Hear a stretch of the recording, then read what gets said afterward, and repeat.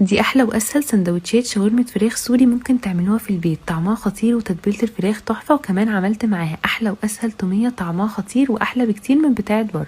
اول حاجه طريقه التوميه، بضيف كوبايه من الميه وعليها 3 معالق كبار من النشا وبقلبهم على البارد لحد لما النشا تدوب خالص. بعد كده بشغل النار وبقلب فيهم باستمرار لحد لما يبقى عندي خليط شفاف بالشكل ده.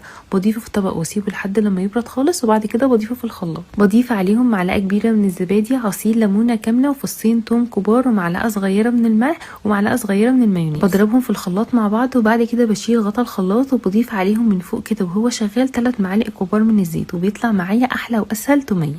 بعد كده تتبيله الشاورما، بضيف علبه من الزبادي، عليها معلقه صغيره من الملح، نص معلقه صغيره من الفلفل الاسود والبابريكا، 3 معالق كبار من الزيت، وعصير ليمونه، معلقه صغيره صويا صوص، ومعلقتين كبار من توابل الشاورما الجاهزه.